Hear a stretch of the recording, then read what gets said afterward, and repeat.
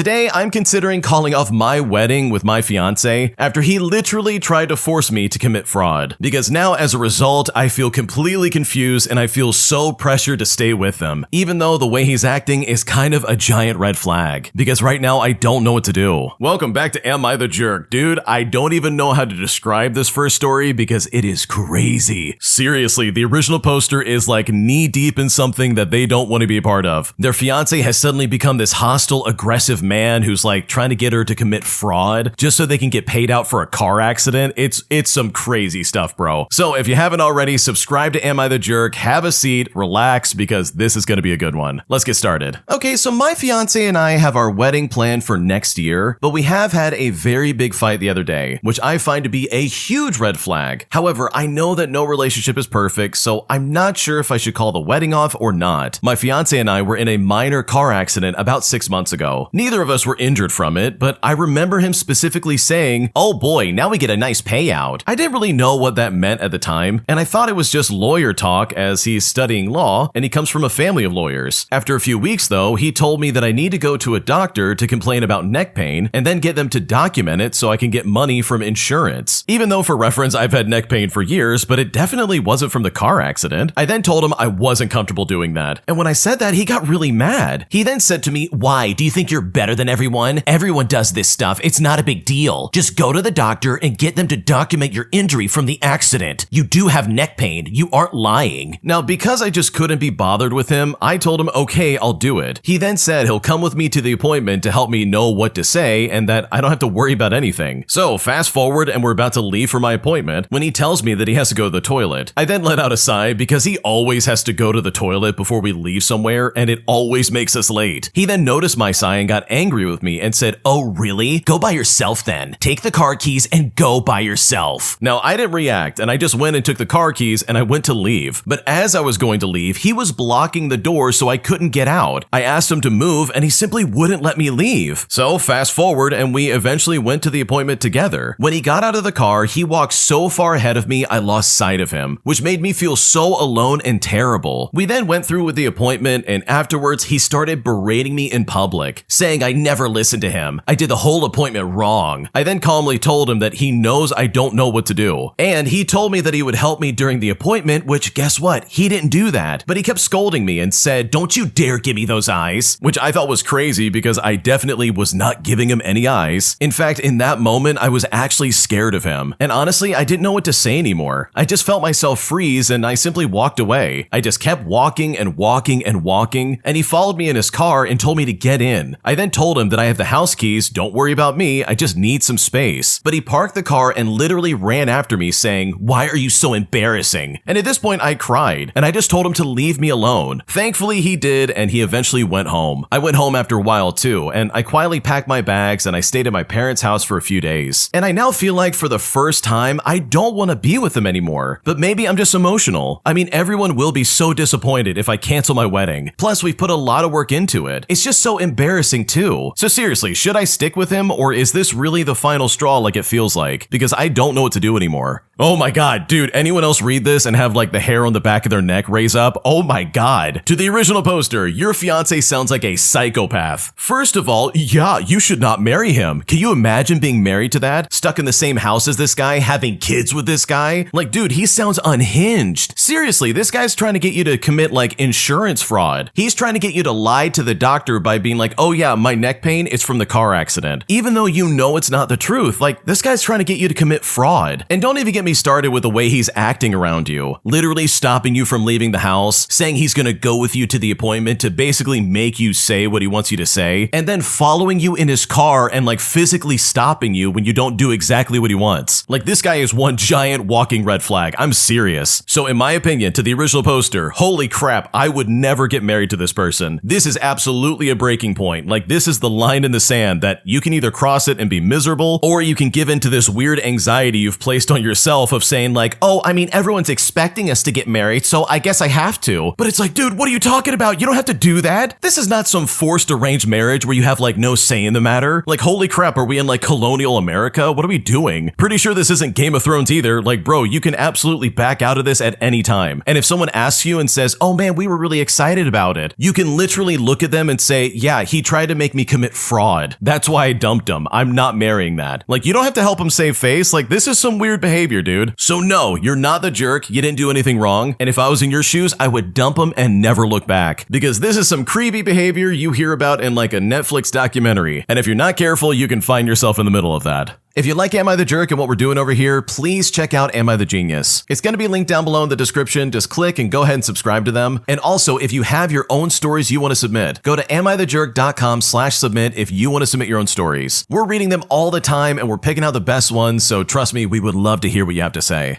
Am I the jerk for not driving my friends to the lake after they refused to chip in for gas? Because after being taken advantage of for years and always being the person that drives them everywhere, I finally decided to put my foot down and demand some change, resulting in pretty much everybody being pissed off at me and saying that I ruined the weekend. Here's what's happening. I want to start off by saying that it's just how things have worked out in my friend group over the past few years, where I've basically almost always been the one driving everybody around. We're talking to barbecues, to summer cottages, or trips out of town and so on. Like, I hardly drink, plus I'm the only one with a car. So it just sort of became the norm that whenever we needed to go somewhere, everyone just looked at me. It didn't really bother me before. Like, I had a decent, stable job, I had money, and gas wasn't really an issue. Sometimes someone would like transfer the money later, sometimes they'd forget altogether, but I didn't really keep track of it. Well, a couple of months ago, I got laid off, and now I'm working somewhere else, but the pay is way lower, and the money has become really tight. After paying rent and bills, I had very little left until payday, and I just couldn't afford a full tank of gas. I also told my friends about this ahead of time without really making a big deal out of it. Recently, they suggested going on an overnight trip to the lake. About 6 or 7 of us in total. We're gonna grill some meat, we're gonna have some tents, like the whole shebang. And right away, they started discussing what time I'd be picking them up. The rest either didn't have a car or a driver's license in the first place, or they just planned to drink and didn't want to stay sober. Now, I calmly said that I could give them a ride, but only if everybody chipped in for gas up front, because I simply just don't have the money to even fill it up properly. And when I requested this, everybody agreed. The day before the trip, I messaged the group chat to remind them that I needed the money right away. Otherwise, I just wouldn't be able to leave. And in response, I got the whole usual, oh, don't worry about it, we'll pay you back later. And like, oh yeah, we're not gonna let you down. That whole song and dance started right up. But I wrote again that I literally wasn't going anywhere without the money. But no one responded seriously except for a couple of jokes, so I figured they had found another option. Well, in the end, I just didn't go anywhere that morning. And then suddenly, everyone started freaking out. They wrote to me that I'd ruined their weekend because they had already bought food and were counting on me. Someone even said that I became greedy and money grubbing after getting fired. But I really don't understand what I was supposed to do here. I literally didn't even have enough money to fill up my car. So am I the jerk here? Like, seriously, because I just don't know what to do and I don't know how to handle this situation. Okay, in my opinion, I don't think you're the jerk for asking for money, but I do think you're a complete fool for trusting these people. They've clearly been taking advantage of your like driving situation and your money situation for years. Like, these people are not reliable. They're not good friends where they're gonna like pay you back, and they literally just, for the most part, don't care about you. You're nothing more than a taxi or a chauffeur, and that's obnoxious. Like, that really is unfair for you. And I wish you had picked up on that before saying, hey, let's go on like a camping trip, because holy crap, dude, this would have saved you so much trouble. Also, if you really don't have enough money to fill up your gas tank, then going on a trip with your friends is the last thing you should be doing. You should have said to all of them, hey guys, I'm really tight for money, I can't make the trip this time. But please, don't wait for me, like, have a good time, go do your thing, like, don't let me hold you back. Like, if I was really struggling to make ends meet, that's what I would do. I wouldn't go on this trip and be like, guys, I really need you to pay me back, because you're putting your trust in the wrong people, dude. Like, these people don't care. They're literally making jokes about you asking a serious question, where you're like, dude, I need the money, and they're like, yeah, don't worry about it, bro, we're gonna take care of you. It's like, of course nobody's responding seriously. These people have never been serious about anything. So no, you're not the jerk, but I think it was foolish to go in the first place. And if these people really cared about you, and I mean like actually understood where you're coming from, they would have happily sent you some money beforehand just to cover the cost. But the fact that they didn't and didn't even take this seriously, in my opinion, speaks volumes to exactly the kind of people they are. Am I the jerk for wanting my boyfriend to start paying rent and paying for groceries and other like utility bills after it's basically become a thing where he stays here 6 nights out of the week? Because after I talked to him about this and said that he needs to start like paying his portion of things, he kind of flipped the script on me and said that I'm not being romantic anymore, and that if he did that, it would feel way more transactional than he would want, putting me in a situation where I'm just super annoyed and I just don't know what to do. Okay, so I've been dating my boyfriend for around a year and about 4 months in total. We don't officially live together, but honestly, he's in my apartment almost every single day now. He sleeps here maybe 5 to 6 nights every week. He showers here, he eats here, he brings his gaming setup here sometimes. He even has his work clothes with him sometimes in the closet. Now, at first, I didn't really care because I love him and I wanted him around. But lately, it's starting to make me feel really stressed out because my bills just got way higher. We're talking electricity, water, food, literally everything. Also, I live alone and my apartment is small, so I immediately noticed. The problem is that whenever I try to talk about money, he gets weird and really defensive. Last week, for example, I asked if maybe he can help with like a little bit of rent or bills since he stays here way more than his own place now, and I try to say it very calmly. But when I did this, he got quiet at first, then started saying, relationships should not feel transactional, and that if he now starts paying, that it's not romantic anymore. What confused me though is that he actually makes more money than me. Not like crazy rich, but still more sustainable for sure. He buys expensive shoes and spends money on games and eating outside with friends. So it's not like he's struggling at all. Then yesterday, something happened that made me more upset. I came home from work and I saw that he had invited 3 friends over to my apartment without asking me first. They were drinking beer, using my TV, and ordered food with my account because he forgot his wallet. And honestly, I got angry. And after his friends left, we argued really badly. He told me that I'm acting like a landlord instead of a girlfriend. But I asked him, okay, then why does he act like my apartment is a free hotel? After it was all said and done, he's now barely talking to me and saying that I embarrassed him. Now, my older sister says that I already let this go too far, and now he feels entitled to my place. But one of my other friends says that maybe he just got comfortable and I should have made like clearer boundaries earlier. So, how do people usually handle this when one partner slowly starts living at the other's apartment? Is asking for rent or bills normal in this situation? And how do I bring it up without making the relationship feel like a business deal? Because right now I don't know what to do.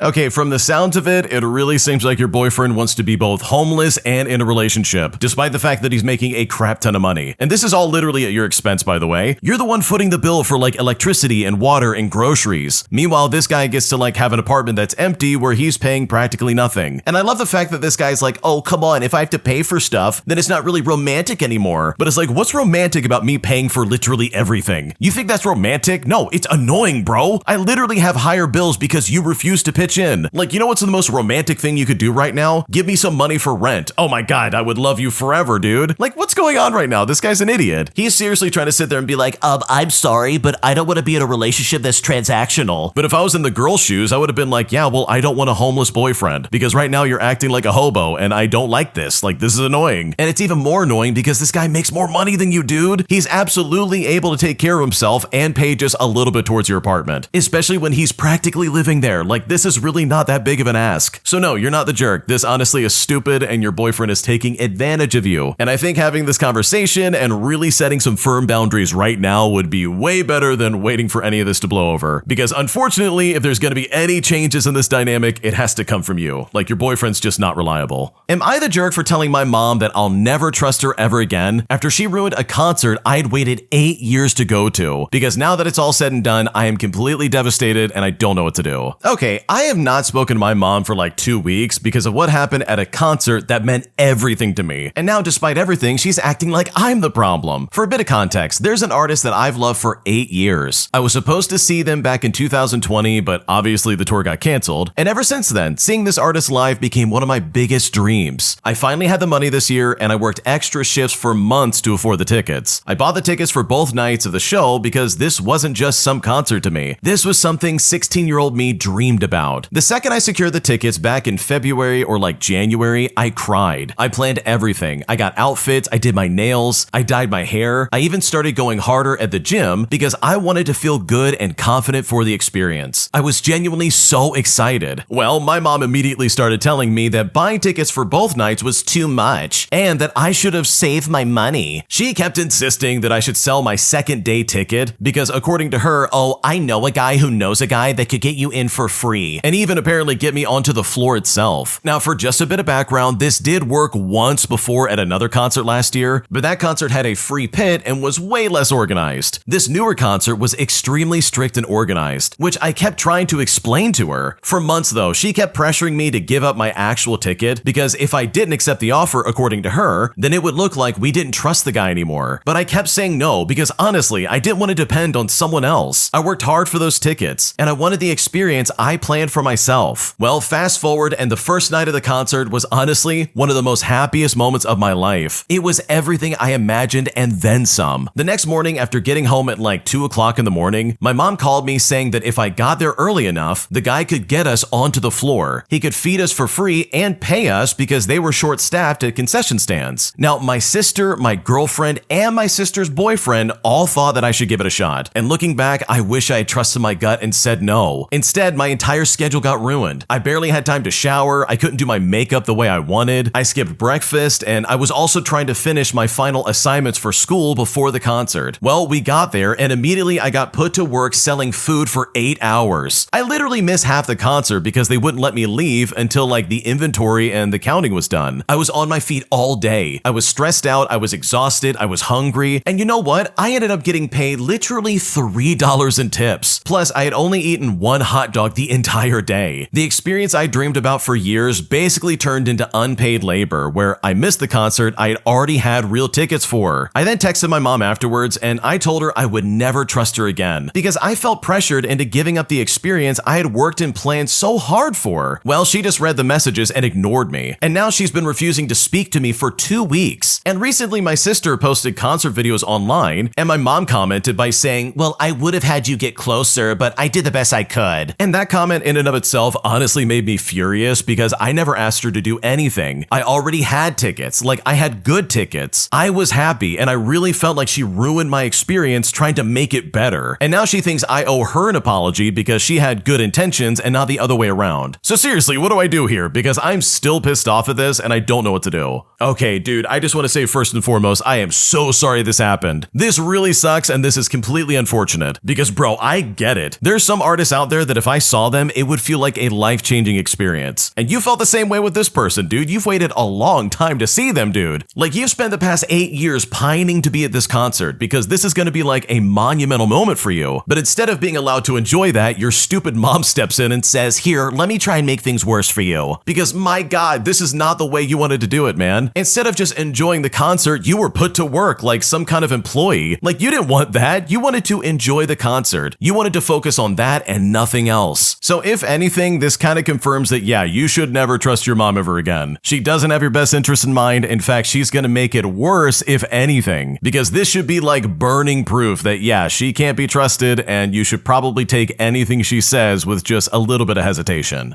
Am I the jerk for refusing to pay to change the memorial bench plaque that my mom had made for my late dad that essentially calls him an adulterer after we found out he was cheating on her for a long time? Because now the whole family is saying that we're disrespecting his memory, with even my late father's mistress reaching out in tears saying that I need to do something about this, which seriously has put me in a pickle because right now I don't know what the right move is and I just don't know what to do. Here's what's happening. Okay, so this is a bit of a complicated one, but just hear me out. My dad died about 3 months ago. He had a heart attack at his desk. It was very sudden and he was only 58 years old. My mom and him had been married for about 30 years, and right up to the end, it looked like a normal marriage from the outside looking in. In the year before he died, though, he had been having an affair with a colleague at his firm who was a married woman a fair bit younger than him. It was also serious enough that he had told my mom that he was leaving, they had a house picked out in another country, and that the woman was pregnant with his child. Like the whole plan was for him to be gone by Christmas. Well, he had already moved out and was living with her when he died. They were partway through sorting the divorce on paper, but legally, my parents were still very much married, and my mom was the next of kin who had to organize everything when he passed away. Now, my mom took most of the funeral planning on herself, which is honestly the most active I've ever seen her. She handled the service, the venue, the obituary, I mean, pretty much everything. She also decided to donate a memorial bench in his name to the park near our house where he used to walk every weekend. Now, for reference, I'm 28 years old, I work in tech, I came home for the funeral, and I stayed to help her with the estate. I had no idea what she had put on the plaque until I went down to the park about 3 weeks after the burial. The plaque reads, and I'm not kidding, word for word, "In loving memory of Dad, devoted son, husband, father, and adulterer." And this had already been installed, already on the bench, and already photographed by joggers who put this on a Facebook page. My dad's family found out within about a week of the page going up, and his sister was on the phone with me for about 40 minutes screaming about it. His mom sent me a message saying that it was disgraceful and disrespectful to his memory. Then the affair partner called me, somehow having got my number, just completely in tears, saying her baby was going to grow up knowing his father by a bench that calls him an adulterer at the local park. Well, they all want me to have a new plaque made. The council has confirmed that my mom can authorize the change, but the new plaque costs around $300, and she has flatly refused to pay for it because, in her words, none of it is wrong. I'm now in the middle of all of it because I'm the one who lives close enough to deal with it, and apparently I'm the one with a disposable income. But honestly, I think the bench is accurate. He was a son and a husband and a father, and also, guess what? An adulterer. My mom is being petty, like sure, but she isn't being inaccurate. I then just straight up told his family that I would not be paying for a new one and that they should just take it up with mom directly. So with all that in mind, am I really the jerk here? Am I the jerk for not taking more of a stance on this? Because I don't know what to do. Dude, you are not the jerk. If I found out that my dad was cheating on my mom before he passed away and had another family basically, like I would be pissed. I would be inconsolable and full of so much rage. Like I'm not even kidding right now. There's nothing that would stop me from being like, oh no, we're keeping that plaque. Like this is the biggest betrayal you could have possibly thrown at me. And yes, I totally understand like he's dead, he's not alive anymore. And sure, he was your dad, but holy crap did he betray the entire family. Like this is unacceptable behavior. In fact, this is grounds to cut him out of your life entirely, pretty much forever. So if anyone came to me and said, you need to change that plaque, you're disrespecting his memory, I would probably have the same reaction where I'm like, no, I'm not going to get involved. This is insane. Which also begs the question, like, why are they dragging you into it? Why not talk to the mom directly and be like, hey, you need to change this. Here's the money to change it. You do it. Which is another thing. Like, dude, why are they not paying for it? Why are they looking at you and being like, you're the only one among us who has $300? It's like, no, I'm not. What are we talking about? If you don't want your son being known as an adulterer, then maybe he shouldn't have done it. Like, it's not my fault that he decided to betray the entire family. And sure, just to like dispel the argument of like, oh, everybody makes mistakes. But like, bro, this was not a mistake. This was like an organized effort to ruin everything. Like, dude, he was sleeping with this lady probably so much and like nobody knew about it. So truly, there is no reason for you to be stuck in the middle of all of this. There's no reason for you to be like forced to talk to your mom and be like, oh, please remove the plaque. Because I know if I was in your shoes, I would feel the same way. I'd be like, dude, I'm not getting involved. My dad betrayed me. And if you really don't like it, talk to mom directly. I have nothing to do with it. Which in my opinion is the correct stance to take. My entitled sister demands that I come to her Vegas wedding that she scheduled last minute and work for her as a photographer for free. But despite the fact that I would literally have to cover the flight, the hotel, and literally everything under my own dime, I'm being put in a situation that honestly feels incredibly unfair. Because right now, I seriously don't know what to do. Here's what's going on. Okay, so my sister and her fiance are planning a small Vegas wedding this October. She only first brought it up yesterday afternoon, so this is all very last minute. Last night, they told me nothing was concrete yet, but this morning it already escalated. For context, I'm a professional photographer. I've taken plenty of photos for my sister and her fiance before for free, especially when I was just starting out, but now this is my career. I normally charge about $250 for a standard session, which is about the cost of a flight to Vegas, by the way, and $1,000+ for weddings. When they mentioned the wedding, it was implied that I'd be doing it for free and paying for all of my own travel and the hotel. I haven't actually asked them to cover my flight yet, but when I asked if the date was at all flexible, since they had already said that nothing would be finalized and I'll already be in Vegas a month later, her fiance called me the B word and acted like I should have known for 8 years that this was their special date. But like, I genuinely had no idea. On top of that, because it's during the week, I'd also have to miss classes to attend. It's not the end of the world, but it's another factor that I have to deal with. I love my sister and her fiance and I want to support them, but it feels unfair to be expected to work for free, cover all my own expenses and miss my classes, and then get insulted just to ask about flexibility. I haven't brought up covering the flight yet, but now I'm worried that if I do, it will come across as selfish, even though the cost of the flight is the same as what I charge for a basic session, and I'd still be giving them way more than that in free photos. So would I be the jerk if I asked them to cover at least my flight, or is this just a family means you sacrifice type of situation? And how do I even approach this without making things worse? Because right now I just don't know what to do.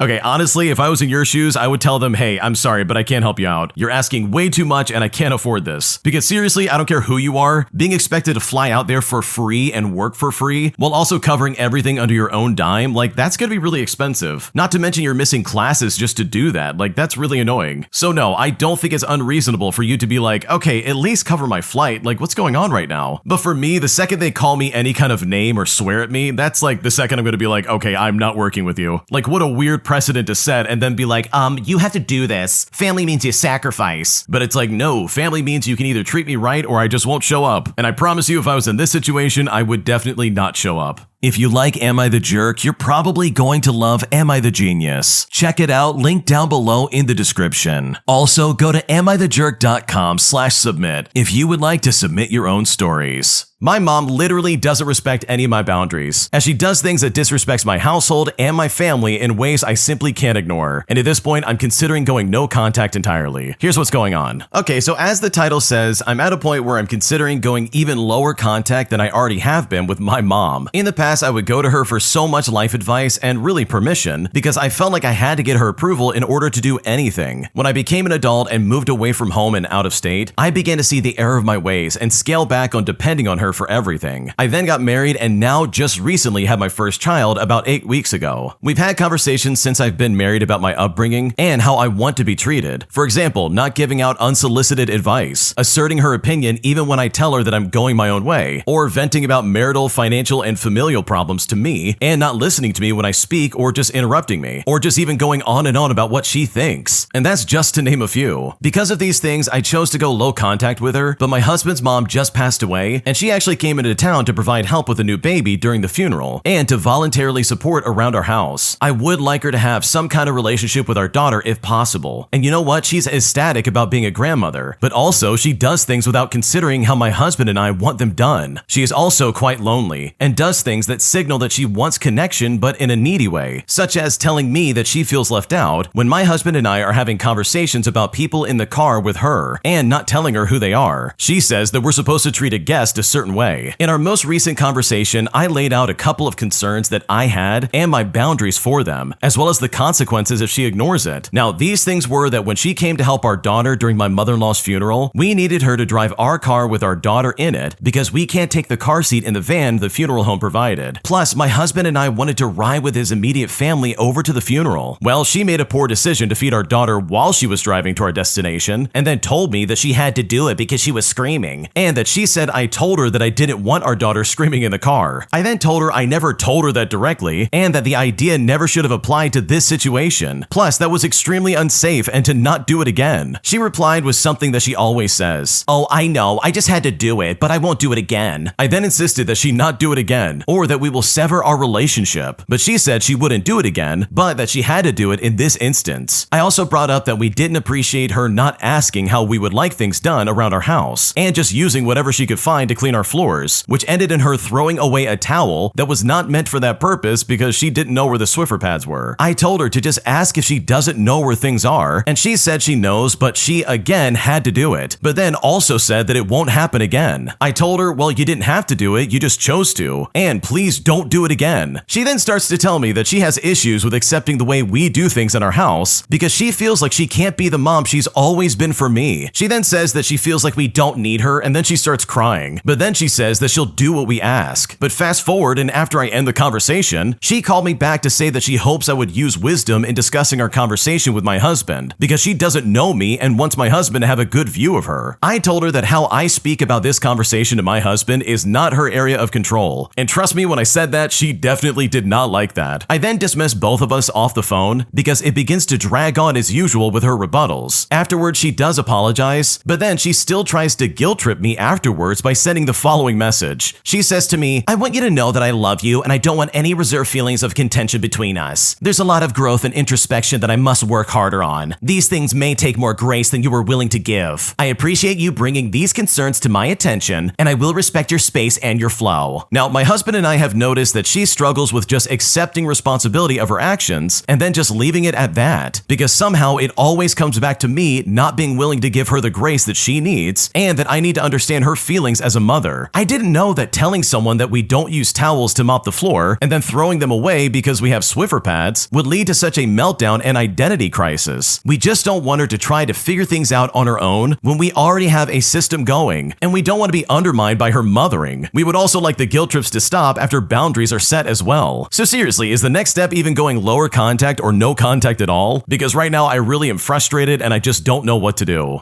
Okay, honestly, I think what you're going through is really annoying and I don't blame you for being frustrated because this does sound super obnoxious. It sounds like your mom still wants to be like a parent figure and like an authority figure over you, even though you're married and you've got a kid. Like, I don't know, that's just super weird in my opinion. So hopefully you can figure this out in some kind of way that makes everybody happy because it does sound like your mom's being super obnoxious and I don't blame you for feeling that way. way. Am I the jerk for removing my sister-in-law from the family Spotify plan simply because she divorced out of the family and at this point she's not even helping pay for it? Because right now my brother-in-law is pissed off and I seriously just don't know what to do. Here's how it's all going down. Okay, so I got married a couple of weeks ago and we were in the process of merging our finances. This includes going through all of our subscriptions to reduce redundancy and to sync up all of our bills. Well, in doing so, we realized that my husband's brother's ex-wife is still on his family Spotify plan, and because she is, we can't add me. Now, for reference, my husband started the family plan about 6 years ago, and this was for himself and his 2 older brothers. It allows him to have 4 separate accounts in the plan, and the cost per account is lower than paying for them individually. When the plan was created, each brother got an account, and the last account went to the middle brother's wife. The plan is also under my husband's name, so he is the administrator. He gets billed annually, and the others reimburse him for their share. Now, at the time, this made perfect sense. They all saved some money, the middle brother was the only one with a spouse, and although my husband and I had been together for about a year at the time, I was about to start grad school, so I still could get the student pricing and thus had no reason to join the plan. But now it makes a lot less sense. I'm out of school, we're married, and the middle brother got divorced about a year and a half ago, and we can't easily afford to keep my separate Spotify. But we also realized the ex never paid my husband back when the plan renewed this year, so we agreed it made more sense to remove her and add me in order to simplify our subscriptions. So that's exactly what my husband did. He deactivated her, joined my Spotify to the account, and texted his middle brother to let the ex know. We didn't text her directly because she has become extremely volatile during their divorce, so the brother asked our whole family not to contact her directly so that all communication could flow through a specific moderated messaging app that their lawyers are recommending. Well, much to nobody's surprise, this has caused a lot of family conflict. The middle brother's mad at us because he feels like we're forcing him to have another fight with his ex just so we can save a buck or two. Now, it is true that she will definitely be set off by this. Plus, he feels like she deserves to stay on the plan because they were together for a long time, which was much longer than my husband and I. We can definitely see how it sucks for him to have to reach out to his ex and inevitably piss her off. But on the other hand, the oldest brother agrees with us. She can't stay on their family plan forever just to avoid conflict. It's healthier to sever these last ties. I mean, she chose to leave the family. Like, the divorce was literally her call. So she's the one that gave up on any family-related benefits. And there are logical reasons for me to join the plan now. So I really need to know, are we the jerks for joining the family Spotify plan while also forcing my brother-in-law to basically account for what's gonna go down? Because honestly, this entire situation is super frustrating. No, dude, you're definitely not the jerk. This lady's not even paying for the plan. Like, what's going on right now? You should not have to pay for someone's plan who literally divorced out of the family. Like, why are we holding on to this? Like, what's going on? And the thing is, the brother-in-law literally just doesn't even want to talk to this lady, and that's why he's pissed off. He doesn't want to deal with another conflict with this woman, and honestly, that is not your problem. So no, you're definitely not the jerk, and the fact that he's trying to act like you are, in my opinion, is super weird. Am I the jerk for refusing to split my bonus with my girlfriend after she literally said she wanted to spend my money on traveling instead of actually saving it or using it to pay off my debts? Because right now, after I said this, she basically has started to give me the cold shoulder, and at this point, I feel like a jerk and I just don't know if I'm in the wrong. Here's what's going on. I'm a 27-year-old male and I work in sales, and I got a decent end-of-the-year bonus, about $5,000. I was really proud, and my first thought was to throw most of it at my student loans, which I've been chipping away at pretty aggressively. When I told my girlfriend the amount, she got excited and started talking about us taking a trip together. Well, I said I'd love to travel, but realistically, I need to use the money to pay off debts. She then immediately got upset, saying that since we've been dating for 2 years, my money isn't just mine anymore. She argued that money should benefit the both of us if I ever see her in my future. I then reminded her that we don't live together, we don't share finances, and I've never expected her to spend her money on me. She then said that I'm being selfish and choosing debt over making memories. But I told her that becoming financially stable is for our future, but she's been cold ever since and telling her friends that I don't prioritize her. So seriously, am I the jerk for keeping the bonus for myself? Because right now this is kind of getting crazy.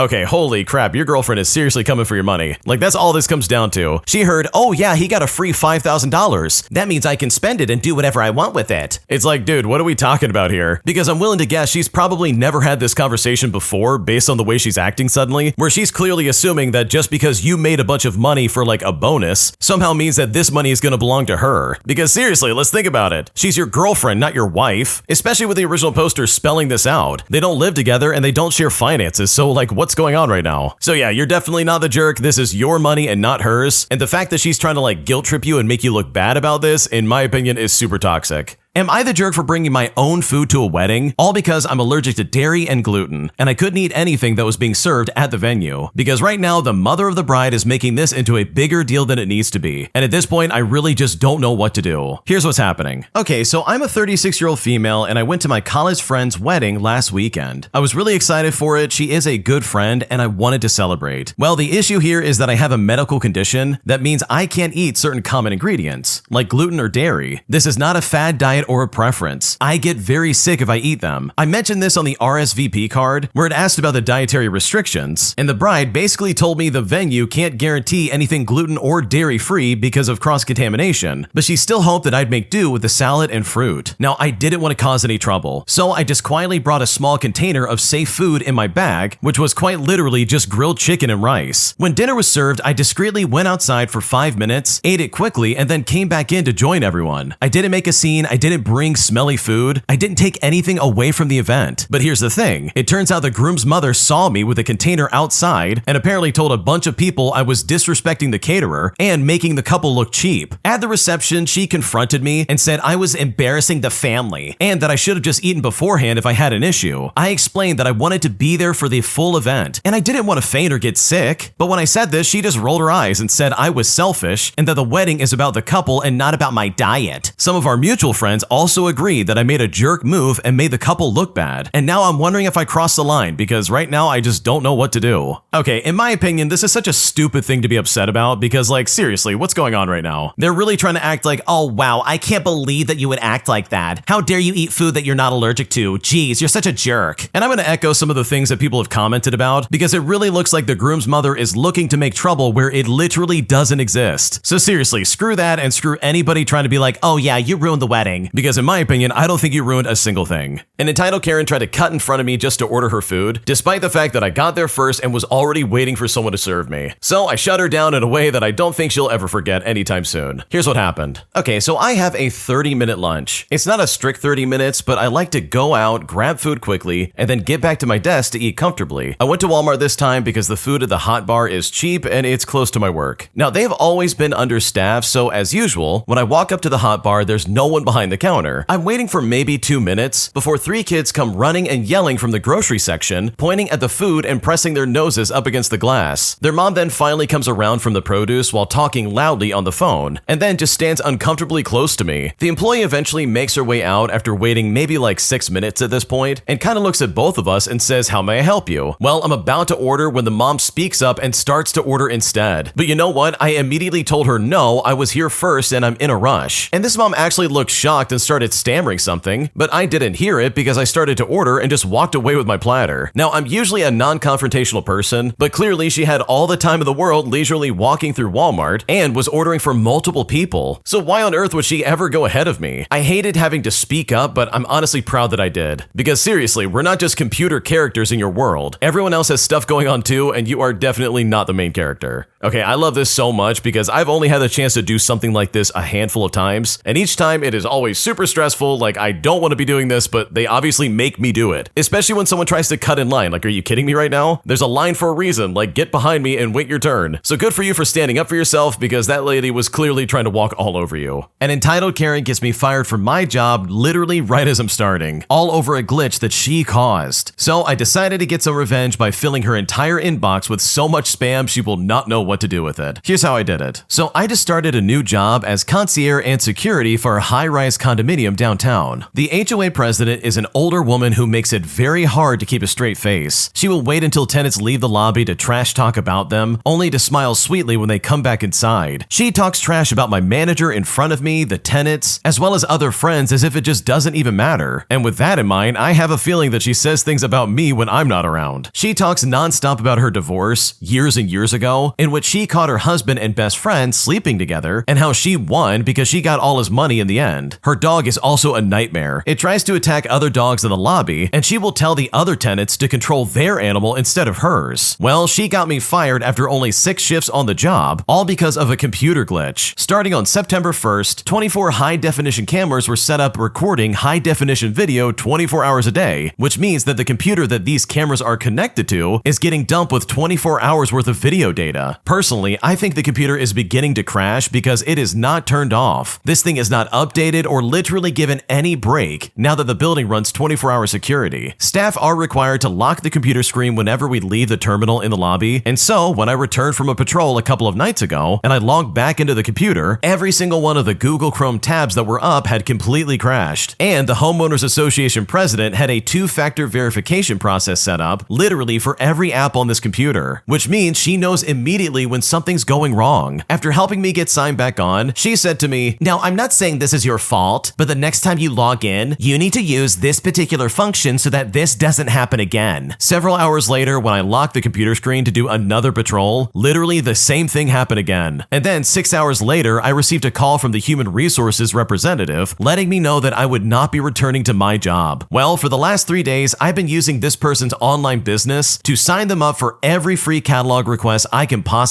find. And at this point, she has about 60 free catalogs on their way, and I'm not stopping anytime soon. Because guess what? For every action, there's an equal and opposite reaction. So if you really want to ruin someone else's life, you might want to think about what that might look like for you, because this is going to be an absolute nightmare for her to sort through. Yeah, man, I love that kind of energy personally because, like, seriously, they fired you over something that literally was their problem. So good for you for signing them up for all that crap, because I'm sure that's going to be a nightmare, especially when they check their inbox and see all this garbage just sitting there. An entitled Karen thinks that the cafe outlets are her personal property, as she tries to forcefully unplug my laptop that I was literally trying to charge, resulting in one of the weirdest exchanges I've ever had in a long time. Here's how it went down. Okay, so I was working at a local cafe while waiting for my wife to get off work, and I had my laptop plugged into the only available outlet by my table. Well, some random woman came up holding her phone charger and asked me to unplug my laptop so she could charge her phone. I told her, "I'm sorry, but I'm working and I really needed the battery." Well, when I said that, she immediately started huffing and puffing. She said to me, "It's just a phone. It only takes an hour. You can wait." But still, I told her no. I had deadlines and my laptop dies fast without charging. And that really is a thing here. Like, seriously, it was like 5 years old and it won't even work for an hour without charging. But thankfully, now I have a much better laptop. Well, when I said that, she didn't take that well. She literally reached over, tried to pull my charger out of the wall, and said, "Public outlets are for everyone. You do not get to hog it alone." Well, I then stood up and I told her firmly not to touch my stuff. A barista then saw what was happening and came over, and this woman immediately flipped the script and told the barista that I was hogging electricity and I was refusing to share. The barista just looked at her and said, "Ma'am, he's a paying customer who's been here for hours. You just walked in and haven't even ordered anything." This Karen then stormed out, saying that she'll never come back to such a rude place ever again. And honestly, good. The cafe deserves better customers. But next time, I think I'll bring an extension cord just for these idiots, because I do not want to deal with that again. Okay, honestly, in my opinion, I wouldn't bring any extension cord. Like, I know you're kidding, but like, dude, absolutely not. They do not deserve to have any kind of like access to that, especially if they're gonna act like that. But I personally really like the way the original poster handled this, because this was incredibly weird. My psycho landlord refuses to change the fire alarms in his property that I'm renting from him, claiming that it's our responsibility and not his. But after trying to explain to him that no, legally he is responsible for this, he tried to call what he thought was our bluff by calling the fire marshal, resulting in my crazy landlord getting scared straight in a way that I can only imagine. Here's how it all went down. Okay, so this happened a few years ago in my last apartment. My roommate and I were living in a basement place with upstairs neighbors, and the owner decided he wanted to sell. The upstairs neighbors ended up buying it and became our new landlords. And trust me when I say this, they were awful at it. I could fill a whole post with the amount of stuff they tried to get away with, but we're here to talk about one particular instance that really stood out. But suffice to say, they had no idea that the landlords had responsibilities, and they simply saw us tenants as a source of income that should be ever growing, hence our rent suddenly spiking and why we left. But there's one time where they literally maliciously compliance themselves. You see, they had a habit of trying to push stuff on us that was blatantly illegal. Their first contract, for example, said, among other things, that they had the right to enter the apartment at any time that they wanted to, and could go through our stuff if they wished to, because we were living in their property. Well, I pointed out that this was highly illegal, and they grew very upset, saying, "Well, we'll see about that." And this clause later suddenly became the real one before we signed. One day, however, our lone fire alarm system suddenly stopped working. As dutiful tenants, we reached out and we said, "Hey, the fire alarm stopped working." And you know what? Their response was rather predictable. They said to us, "So what?" I replied by saying, "Well, we need to have a working fire alarm, and it's the landlord's duty to provide working fire alarms." They then literally said, "Well, no, it's not. If you want one, you need to get one." But I reminded them and said, "No, the law says otherwise." And here's where they maliciously compliance themselves, which is possibly because they were getting tired of being corrected, and they ended up getting really really snooty with this one. We got a very sarcastic response of them saying, "Oh, it does